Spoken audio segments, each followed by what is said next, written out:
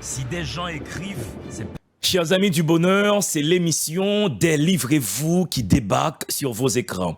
Délivrez-vous, c'est une émission du livre, pour le livre, par le livre, avec des livres.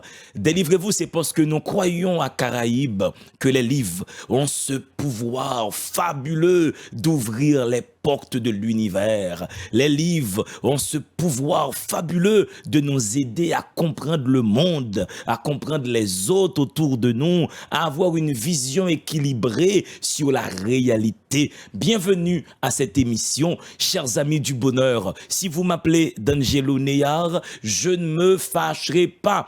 Et aujourd'hui, plus rien n'en valait la peine. Voici la question que nous allons nous poser avec un novelliste, avec un poète, avec un intellectuel qui, pour l'instant, est de passage en Haïti, car monsieur réalise sa thèse de doctorat. Tout de suite, les grands mots pour une grande émission avec une grande âme, mesdames et messieurs. Mais fait exceptionnel, dans la rubrique Temps poème, je vais déjà vous lire un poème assez provocateur de mon invité. Mesdames et messieurs, respirez, à tout de suite, Temps poème.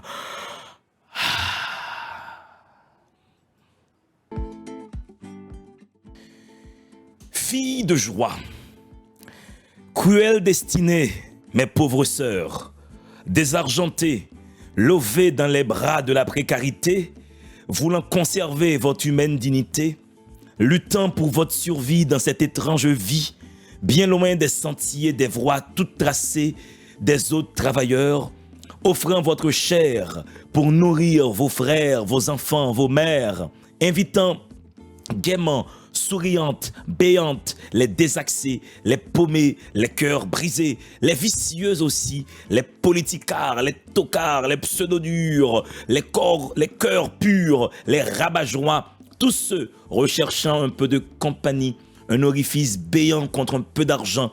Mes sœurs, les bien-pensants vous appellent filles de joie. Votre existence pourtant est souffrance, séchant les pleurs, pansant les plaies, maquillant les visages défaits. Donner du plaisir, sourire dans la douleur, occulter le mal, plaire au mal à tout prix, pour le prix.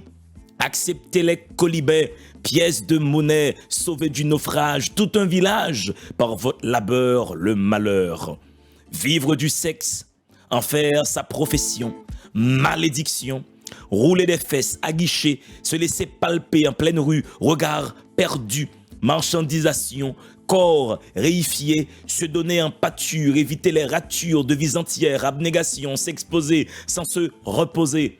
Sexe cimetière, sexe en bandoulière, sexe infatigable, sexe tous les jours ouvrables, sexe laboratoire, sexe dépotoir, sexe abattoir, sexe tronçonneuse, sexe dépanneuse, sexe bout de pain, sexe saint-dindin, sexe rédemption, sexe océan, sexe passe-partout, sexe ce n'est rien.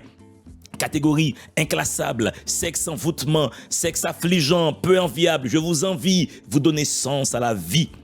Mes sœurs, affrontées par tant de pluie, dans la neige ou la tempête, dans les chambres confortables, dans les verts pâturages ou sur le sable, dans les hauteurs ou les profondeurs, lutter sans cesse au quotidien, n'espérant rien, offrir de meilleurs lendemains, le calice, votre sacrifice, combler tant de fils, de pères, de filles et de mères, ne pas oublier les maires, les députés, les sénateurs, les présidents, les directeurs généraux, les professeurs, abandonnant leurs travaux un court instant pour une partie de jambes en l'air, une fête, conspuée, bastonnée par la cantonade, par jeu ou par méchanceté, par haine ou par avidité, s'écrouler sans espoir de se relever, côte cassée, mâchoire brisée, défoncée, abandonnée, laissée pour morte, enfermée, aucune ouverture, aucune porte, marcher à quatre pattes, femme chatte, renaître à la vie, reprendre sa place, laisser sa trace, rire en cœur, un peu de baume, frôlement de deux paumes, joie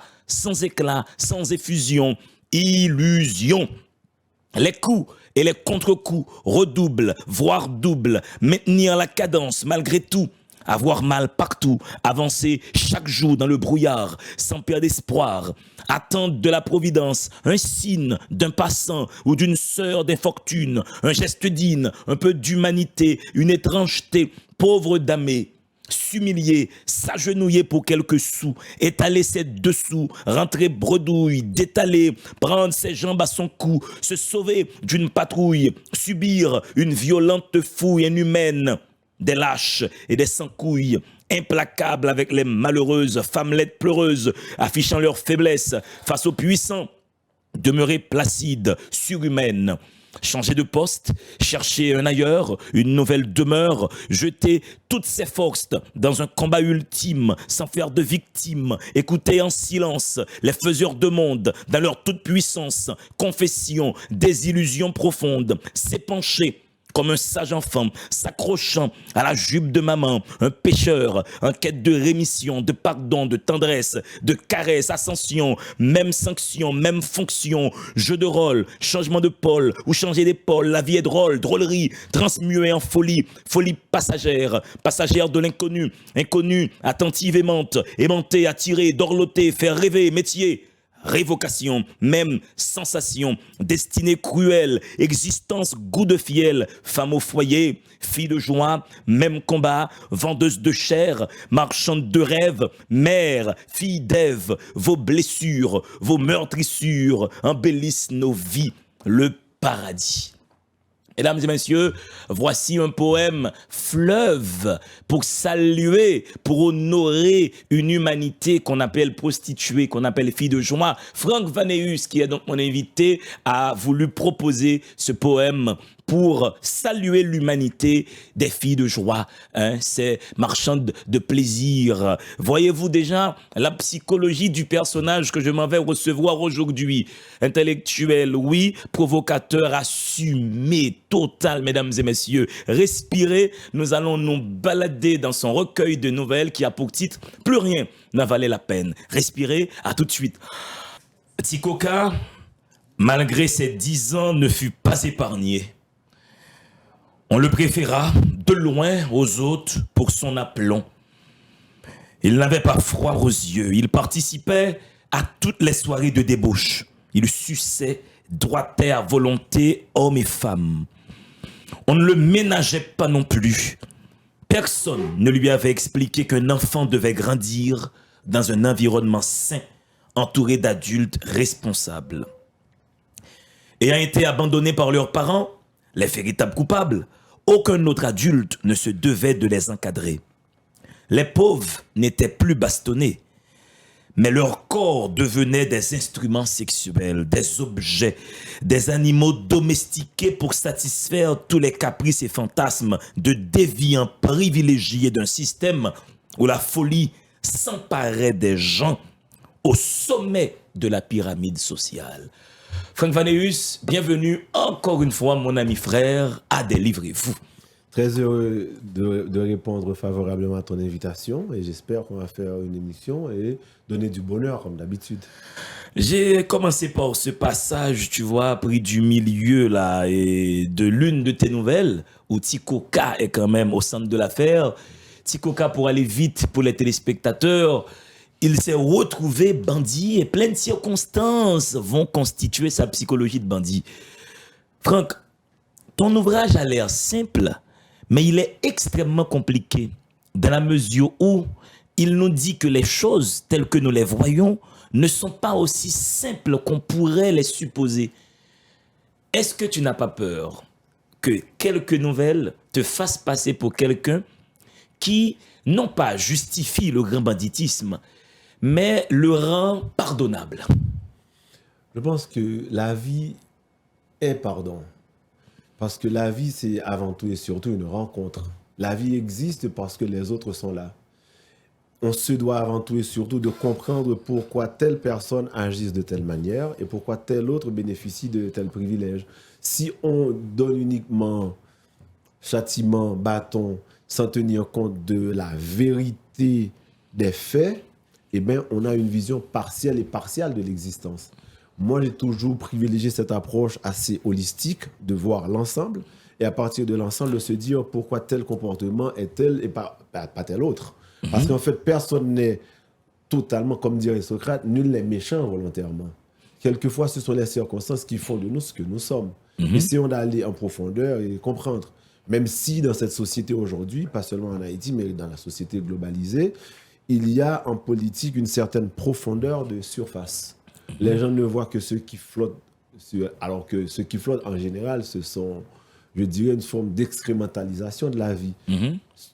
Les corps lourds plongent et vont jusqu'au fond. Quelquefois, il faut aller au fond des choses pour comprendre. C'est surtout ça, Mais mon premier regard. ce qu'il y a de surprenant dans ton regard, dans le courage de ce regard, tu es une victime directe de l'action des bandits. Bien sûr. Tu es entrepreneur et tu n'arrives pas à atteindre ton entreprise parce que les routes sont bloquées. Malgré le fait que tu sois une victime au premier rang, tu tiens quand même à dire que les bandits, au fait, sont des sécrétions sociales presque. Parce que c'est une évidence d'abord. Il faut se dire que la violence qui ravage la société haïtienne aujourd'hui ne date pas d'aujourd'hui. On peut remonter à l'indépendance, on peut être, si on veut, quelqu'un qui serait très pragmatique et remonter aux 5, 10, 15, 20 dernières années et comprendre un peu avec le regard, même si on mobilise des intellectuels qui ne sont pas forcément des écrivains littéraires, pour dire que Weber nous dit par exemple, l'État comme moyen est caractérisé par la violence, le monopole de la violence légitime organisée. Quand il y a dans une société une violence qui est supérieure à la violence de l'État, c'est parce que c'est l'État qui impose cette violence. Donc aujourd'hui, ce qui arrive, les enfants qui ne peuvent pas aller à l'école et qui deviennent des bandits, c'est la fonction de l'État qui n'est pas remplie quelque part. Donc à ce moment-là, tout ce qui arrive, ce ne sont pas les citoyens qui sont responsables, ce sont les autorités. Quand on nous dit qu'il faut changer les choses quartier par quartier, mais que tous ces gens empochent l'argent régulièrement, les traitements de l'État, mais rien ne change, rien n'évolue, et qui sont les responsables? Écoutez, on nous dit aujourd'hui, les citoyens ne peuvent pas organiser une manifestation. Je regrette, même si nous parlons politique pour parler littérature, parce que avec Madame de Staël, la littérature est avant tout un élément de combat. C'est une arme de combat. Donc la littérature, c'est ce que je suis en fait. Parce que la vérité qu'on ne peut pas dire, il ne faut surtout pas le taire avec Derrida, il faut l'écrire. C'est ce que nous sommes en train de faire, justement. C'est qu'aujourd'hui, j'arrive à Radio Caraïbes, on me met directeur général. Je constate qu'il y a des problèmes, le PDG m'envoie pour résoudre ces problèmes. Je ne peux pas, 2 ans après, considérer que tout ce qui arrive à Radio Caraïbes est le fait de l'ancien PDG qui est parti 2 ans plus tôt. Ça n'a aucun sens. Je suis en charge. Si vous me dites qu'un tel a été président, qu'il a pillé les caisses de l'État, moi je vous pose la question, qu'est-ce que vous avez fait pour qu'il soit redevable de tout ce qu'il a fait? Parce qu'il y a ce concept d'accountability, on est comptable de ses actions quand on est en politique. Jusqu'à aujourd'hui, il n'y a jamais eu d'action politique contre ceux qui étaient en charge du pouvoir, qui ont pillé les caisses de l'État, qui ont tué. Montferrier Dorval est mort, par exemple, comme le premier des avocats en Haïti. Le dossier de Dorval est vide aujourd'hui au tribunal de première instance de Port-au-Prince. Que fait le barreau? Que fait le doyen du tribunal qui a été collègue, collaborateur de Montferrier Dorval? Absolument rien. Pourtant, il y a une chaire de droit constitutionnel pour se donner bonne conscience qu'on nous dit mais on va parler de droit constitutionnel puisque c'était le dada de Montferrier Dorval. Qu'est-ce qui est le plus important? Donner justice, parce que si Dorval est mort, moi je suis un mort en vacances. Ce n'est pas seulement le professeur qui est mort, c'est un mentor. L'apprenti intellectuel que je suis aujourd'hui, je le dois en grande partie à Dorval. Dorval est l'initiateur, la Aufkläreur, comme dirait l'allemand, celui qui a ouvert toutes les portes. C'est l'éclaireur. Je suis là parce que Dorval a été un passeur. Donc, Tikoka, c'est ce jeune-là. J'aurais pu être Tikoka si je n'avais pas rencontré Montferrier Dorval. J'aurais pu être Tikoka si je n'avais pas rencontré Bérard Senatus. C'est incontestable. Je dois tellement à ces gens-là. Donc, moi, quand je vois Tikoka, je ne vois pas un enfant de 14-15 ans qui détient une arme et qui peut tout détruire. Je ne vois pas ces gens qui sont à Hayon et qui portent une arme qui vaut quoi, $2000 américains, mais qui circule en sapate qui vaut $20. Mais Franck, qu'est-ce que tu fais d'un jeune qui est dans un quartier criminogène, à qui on expose les armes et qui a le courage de dire non? Tikoka a pris les armes. Les autres jeunes n'ont pas pris les armes. Je ne dis pas qu'il n'a pas sa responsabilité. Tout ce qu'on fait, on est comptable de ce qu'on fait. Je ne décharge pas Tikoka. Moi, je vois l'ensemble. Combien de petits coca est-ce qu'il y a dans la société? Combien de petits coca est-ce qu'il n'y en a pas dans la société? Aujourd'hui, comme tu l'as si bien dit, je suis revenu dans mon pays. J'ai toujours grandi à Port-au-Prince. C'est là que je suis né d'ailleurs. Et je ne comprends pas que je ne puisse pas rentrer chez moi. Ouais. Aujourd'hui, je suis parti pratiquement comme un voleur de chez moi parce que j'ai des amis qui sont Daniel Jeudi, qui sont Bernard Meuse, qui ont bien voulu m'aider à fuir Carrefour. Je ne vis pas sans Haïti. Haïti coule dans mes veines. À chaque fois que je me réveille, que ce soit à Montréal ou à New York, dans le froid glacial de ces pays, que je ne vois pas le soleil, je porte ce soleil-là dans mon cœur, mais ça ne suffit pas. Quand je suis revenu, que je suis passé voir des amis, la première question qu'ils me posent, comment fais-tu pour revenir? Mais moi, je leur réponds, qu'est-ce que vous voudriez que je fasse pour vivre ailleurs? Pour moi, il n'y a pas d'ailleurs sans Haïti. Si Haïti s'en va aujourd'hui, moi, je m'en vais aussi. C'est tout. Franck, tu mets aussi le doigt sur la violence que des enfants subissent dans les centres d'accueil quand même. Est-ce que là, c'est ton travail d'écrivain à la Zola? C'est-à-dire, tu as des données probantes, tu as des preuves que dans les centres d'accueil, dans les orphelinats, les enfants sont victimes d'abus sexuels, qu'il y a même des partous, des orgies. Moi, j'imagine comme écrivain, tu as un petit peu exagéré la chose. Non, mais je n'ai pas exagéré du tout. Ce serait possible dans un centre d'accueil? Et c'est bon d'utiliser Zola parce que justement, pour pouvoir écrire cette petite nouvelle qui en fait apparaissent très simple, j'ai d'abord visité Maman, par exemple, parce que le travail de Zola, c'est un peu un travail de phénoménologue. Il faut aller au fin fond des choses, voir, toucher la chose textuellement. C'est comme une plaie béante, on est obligé de la toucher pour se dire que ça fait mal. Moi, j'ai vu de mes yeux, au centre d'accueil de Carrefour, nous sommes allés, Gabino et moi, lui en tant que psychologue, moi en tant qu'apprenti écrivain, on a vu des enfants qui, aujourd'hui, qui nous disent qu'ils ont été victimes à la fois de violence et d'abus sexuels. Il y en a qui sont là, il y en a qui sont morts. Un tétraplégique, je pense, qui est mort. Gabino a passé une semaine effroyable. Et ayant vu tout cela, les enfants étaient dans un dénuement total. Donc, en fait, comme je dirais que c'est une forme d'abandon sans porter le nom d'abandon véritablement pour se donner bonne conscience. Ceux qui réclament de l'argent de l'État comme responsables de ces centres ne foutent absolument rien. Les enfants n'apprennent rien sinon que le vice. Donc, dire que j'ai embelli, enjolivé un peu tout ça, peut-être, mais dans le fond, il y a vraiment des cas d'abus sexuels dans les centres d'accueil. Non, pas seulement en Haïti. C'est un problème qui est aujourd'hui globalisé. Aujourd'hui, le trafic d'enfants sexuels, regardons ce qui se passe avec P. Diddy, Sean Combs aux États-Unis, où des enfants, des femmes, etc., entre divers États, entre les cas, même si les faits ne sont pas totalement avérés pour le moment, mais déjà qu'il y ait RICO qui est constitué comme un groupe antiterroriste pour enquêter sur tout cela, nous dit que ce mal n'est pas un mal haïtien, c'est un mal humain globalisé parce qu'il y a des fonds énormes qui sont en jeu, notamment les fonds politiques de grand magnat, de la finance aussi internationale. Tu as aussi des nouvelles qui nous permettent de comprendre comment le rapport entre jeune maman et époux, ce rapport peut être difficile. Parce qu'il y a une jeune mère qui a accouché et qui a totalement délaissé son mari. Est-ce que pour toi, ce conflit est sérieux quand une femme met au monde un enfant, mais elle n'a d'attention, elle n'a de yeux que pour le nouveau-né et elle abandonne son mari? D'aucuns pourraient penser que c'est un conflit banal. Il me semble que tu prends ça très au sérieux, où l'homme se sent abandonné. Mais ça arrive, parce qu'en fait, ce qui se passe, je crois que autant la vie est simple, autant les rapports humains complexifient l'existence. Parce que s'il est vrai que quand on se marie, c'est pour une mise en commun de l'existence, c'est si tu veux une espèce d'affectio societatis, et comme dans une société qu'on le constitue pour exploiter, on se met ensemble en fait. Et il y a cette volonté d'être ensemble, il n'empêche qu'il y a des apartés dans la relation. Dès lors qu'il y a des enfants, il y a des enfants vers lesquels naturellement les parents se penchent parce que cet enfant me ressemble, parce que cet enfant ressemble à mon père, etc. De la même manière qu'une femme qui longtemps a voulu avoir un enfant, qui a subi tellement, par exemple, de fausses couches, etc., le jour où elle met au monde un enfant, il lui prend un temps pour comprendre que cet enfant n'est pas seulement le fruit de ses entrailles, mais cet enfant est aussi sorti des reins de son mari. Et que l'enfant elle peut se focaliser sur l'éducation de l'enfant, mais elle ne doit pas négliger pour autant son mari.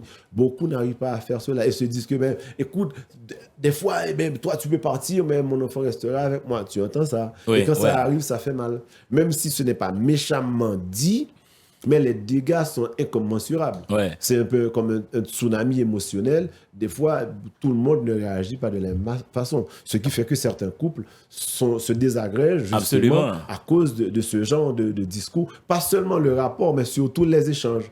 Parce que souvent, on ne comprend pas qu'un simple mot dit sur le ton le plus anodin, badin, peut créer, comme je dis, un volcan émotionnel tel que ça détruit, ça brûle toute la relation. Mais il y a quelque chose, entre guillemets, de vicieux là-dedans.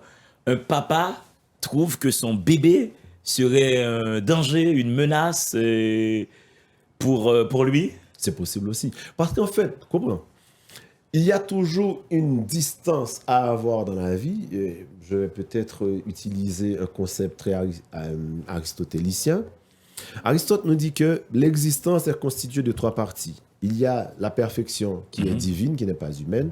Il y a l'exécrabilité qui ne correspond pas à notre nature d'homme. Et il y a le juste milieu qui est notre sommet. Maintenant, les gens, en général, naviguent entre les 2 pôles des 2 extrêmes. Très peu arrivent à se situer au juste milieu, qui est notre sommet. Et c'est justement cela. Cette distance qu'on devrait pouvoir prendre pour comprendre que l'enfant n'est en fait pas une menace, mais très peu de gens arrivent à le faire. Pourquoi? Parce que certains hommes considèrent, c'est humain d'ailleurs, que mon épouse, c'est comme mon portefeuille, je ne vais nulle part sans ça. Ouais, ma femme m'appartient. C'est tout. Et un bébé ne peut pas prendre ma place. Bien entendu. Et, écoute, mais quel père, quel parent, si on veut, ne se retrouve pas, par exemple, à 11h du soir à attendre qu'on va avoir, je dirais, des rapports de qualité pendant 30-40 minutes parce que les enfants dorment, et puis les portes ne sont jamais verrouillées quand on a des enfants. Les enfants ouvrent la porte et ils viennent s'installer au milieu. Et en général, le père, il est toujours celui qui est laissé pour compte parce que la mère est toujours très heureuse de recevoir ses enfants. Mais quand ça arrive sur 2, 3, 4, 5, 6 ans, eh bien, écoutez, ça pose problème. Surtout si cet enfant témoigne beaucoup plus de rapprochement vers sa mère que vers le père. Il y a des enfants qui sont des casseurs d'intimité. Mesdames et messieurs, vous suivez l'émission Délivrez-vous. Je reçois Franck Vaneus. Plus rien n'en valait la peine, mesdames et messieurs. C'est un recueil de nouvelles savoureux que je vous invite à lire.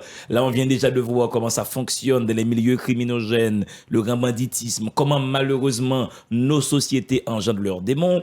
Nous voyons en même temps comment les rapports peuvent être légèrement conflictuels entre les pères, entre les jeunes mères, entre les bébés. Et nous allons continuer à explorer d'autres thématiques qui sont abordées dans ce recueil de nouvelles. Allez, mesdames et messieurs, respirez. À tout de suite.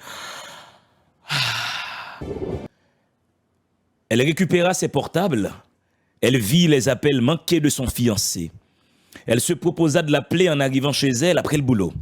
La soirée était trop belle pour la gâcher en palabres, pensa-t-elle. Les futilités pouvaient attendre. Elle ne souhaitait nullement fournir d'explications pour les appels ratés. Parfois, les mots, même ceux sortis du plus profond de notre être, ressemblent aux grains de blé tombés en terre, se retrouvant seuls, perdant tout sens et donc leur essence. La jeune fille acheva sa nuit de garde sans tracas. Les rapports entre les jeunes de nos jours sont un peu comme un sport de combat. L'autre pouvait aller au tapis à tout moment. Steph passa plusieurs heures sans se laver, laissant la semence de son malade s'incruster en elle. Le sperme séché rendait sa peau roide. Cela l'amusa. Elle rentra chez elle, le cœur en joie.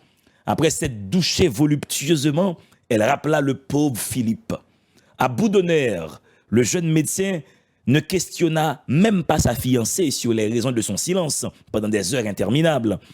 Il lui dit simplement, d'une voix fatiguée, ceci.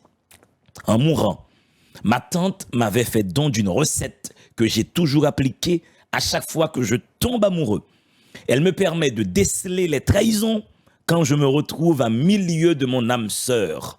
Dès lors que mes fesses se mettent à danser sans s'arrêter un pétro sur leur propre tempo, je deviens cocu. Hier soir, elles ont dansé jusqu'à me terrasser, m'empêchant de fermer l'œil de la nuit. La jeune fille appuya sur l'écran pour mettre fin à la conversation. Elle se coucha tranquille, la conscience entre les jambes. Donc, mesdames et messieurs, ce qui se passe, c'est que certains hommes haïtiens auraient des recettes. Quand leur femme ou leur partenaire couche avec quelqu'un d'autre, Il y a des hommes haïtiens qui ont une recette qui leur permet de savoir ça tout de même. Et là, on a un personnage, quand tu trompes cet homme, ses fesses se mettent à trembler, à danser un pétro. Il y a donc des cas comme ça, Franck. Bien sûr.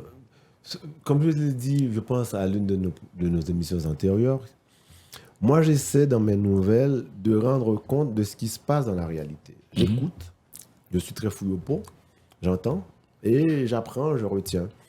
Donc en réalité, cette histoire m'a été contée par quelqu'un. Effectivement, ce sont des faits réels. Ce sont des faits réels. Certaines gens ont cette possibilité de savoir quand tout va mal ou quand quelque chose ne va pas bien. Et à ce moment, mon ami m'a expliqué clairement que voici ce qui s'est passé. Bon, il n'était pas marié dans ce cas précis, mais ils sortaient ensemble et c'est ce qui s'est passé. Et à ce moment-là, je comprends qu'effectivement, il n'y a pas de remords chez l'autre. Ça a été une femme dans ce cas-ci, mais ça aurait pu être aussi un homme, la victime de cette trahison.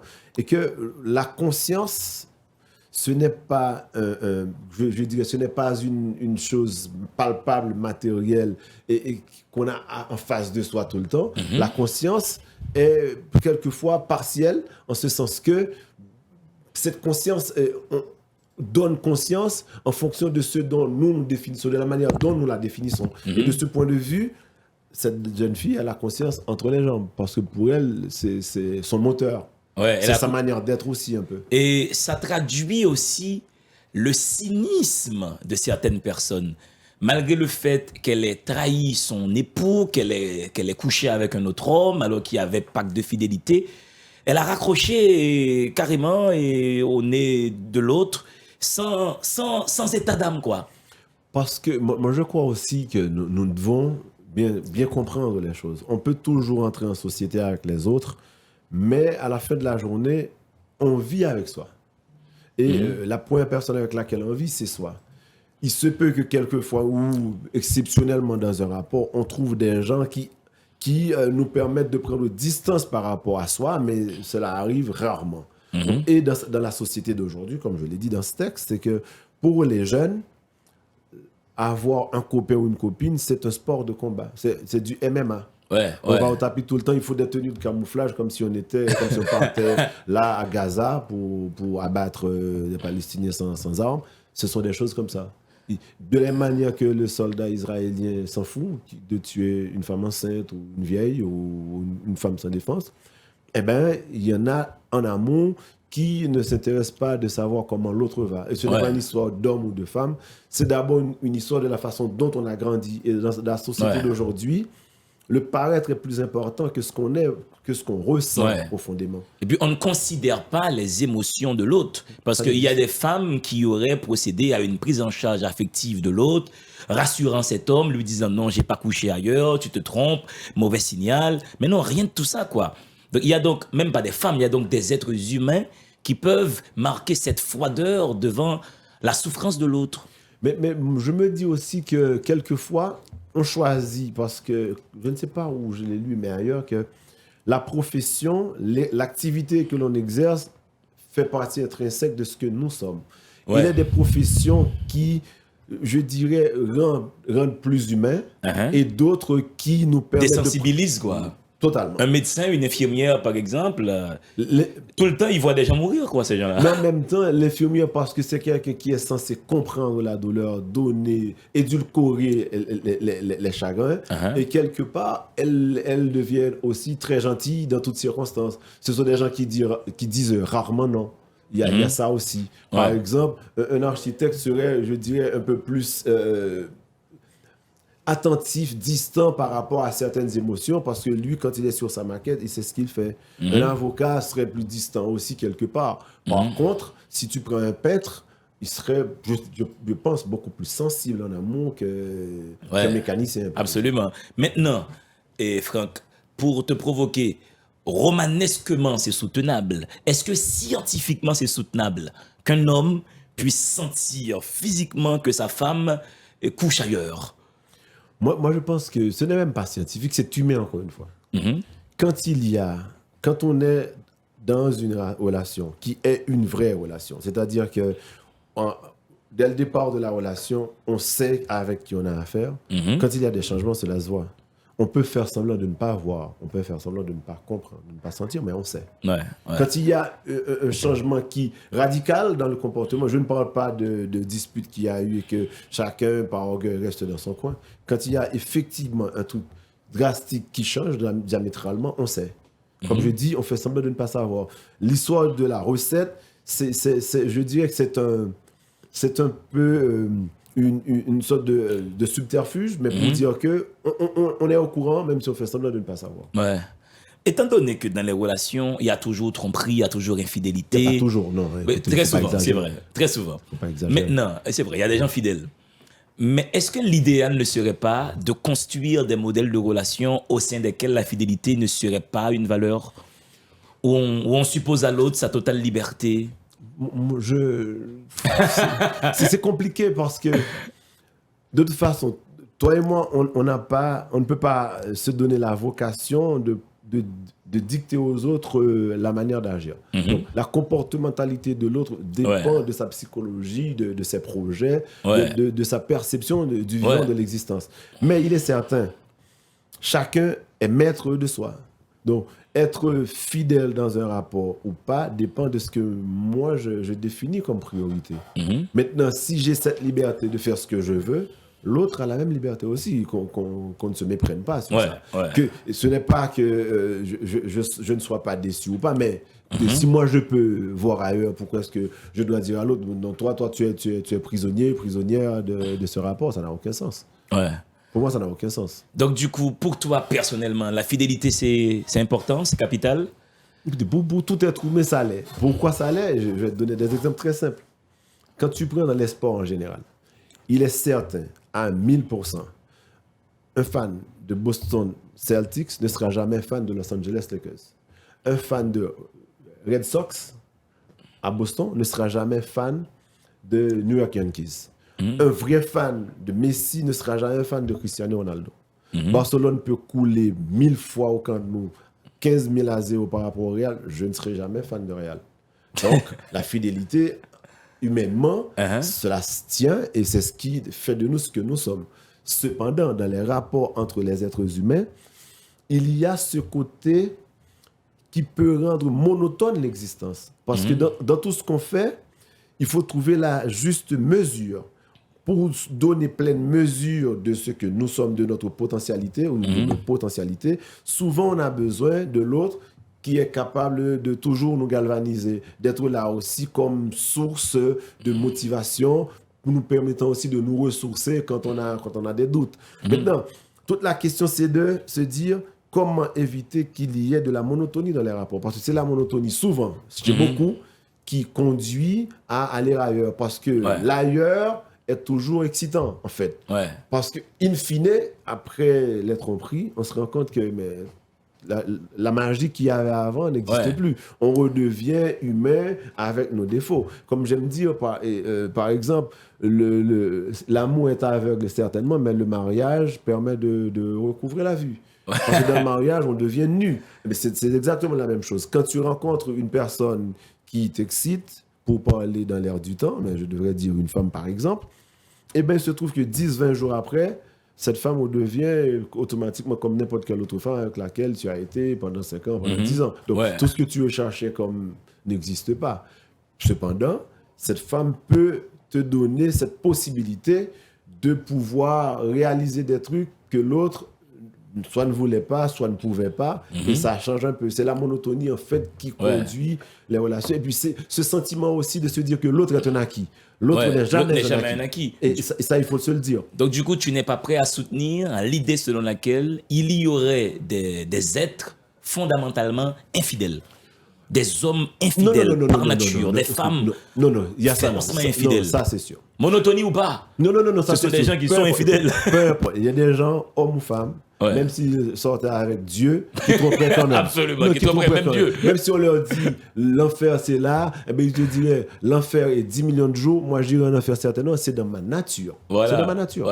Mais à côté de ces gens qui seraient exceptionnels, il y a d'autres personnes qui, une fois de temps en temps, glissent sur cette pente douce qui mène vers l'infidélité et qui, en fait, dans le fond, sépare ces gens de ce qu'ils sont véritablement. Et ça aussi fait mal, parce que dans cette histoire-là, il faut qu'on le comprenne. Les gens, quand ils trompent, toute leur vie le regrettent. Certainement. Et vivent mal, même 10 ans après dans une autre relation, se dit que cette relation, je l'ai gâchée parce que je n'ai pas été correct. Donc, quand quelqu'un vit avec ça pendant des années, tromper, c'est compliqué. Maintenant, donc, quand ça arrive, pour moi, il y a toujours tellement de possibilités, il y a tellement de strates au sein de cette nébuleuse qu'il ne faille surtout pas se dire qu'il n'y a que 2 ou 3 catégories, c'est fini. Il y en a beaucoup. Il y en a beaucoup. Mais il y en a beaucoup et tu as même une catégorie qui m'a beaucoup plu. C'est quelqu'un qui dit « La vie de couple n'a de sens pour moi que s'il était sanctionné par la loi. Un mariage dissous ouvre la voie à un autre ipso facto. Tout divorce conduit immanquablement à un nouveau mariage. » Telle était ma devise.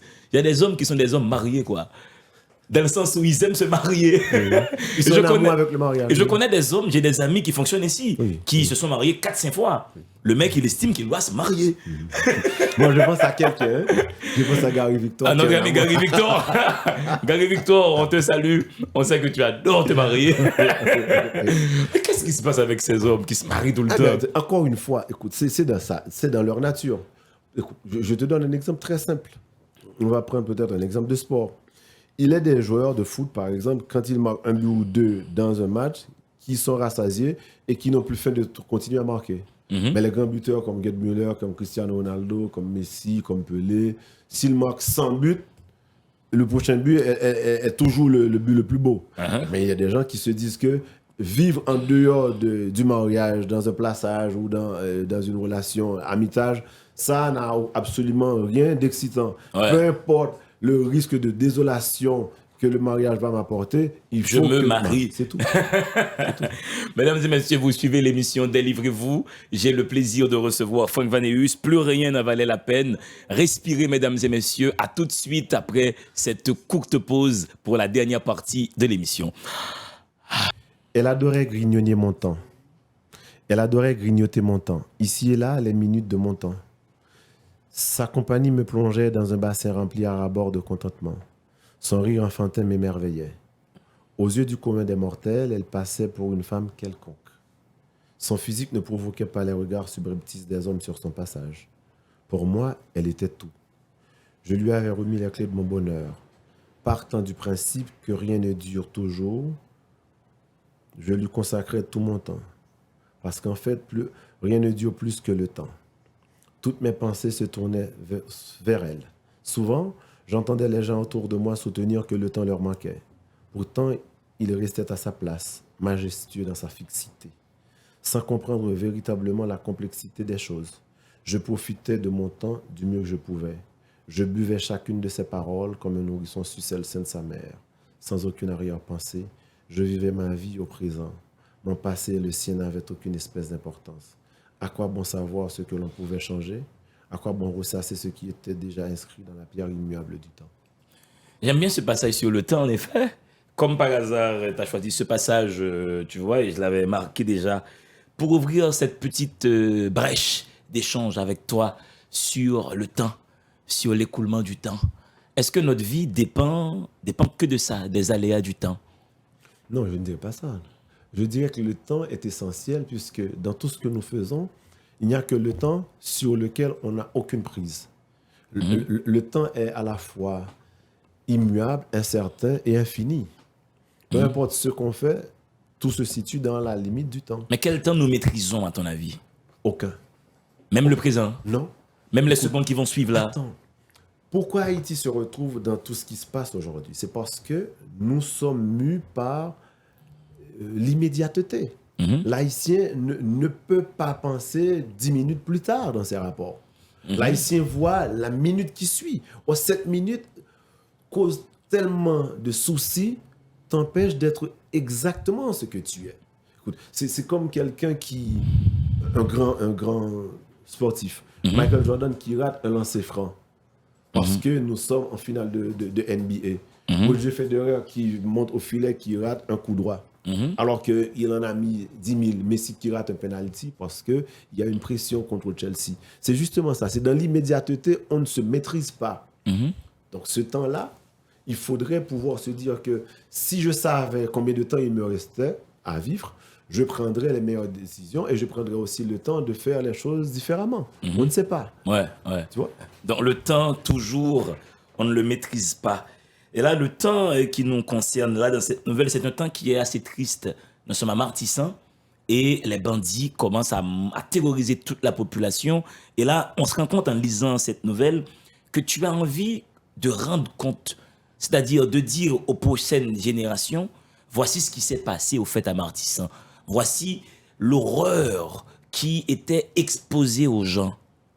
Est-ce que tu as eu ce souci-là? Mais je l'ai vécu. Ouais. La première fois où Iso a décidé de lancer sa guerre contre les gars de Fontamara, moi j'étais dans les rues. Je venais de traverser l'église Sainte-Bernadette. Je suis là et j'entends un bruit assourdissant.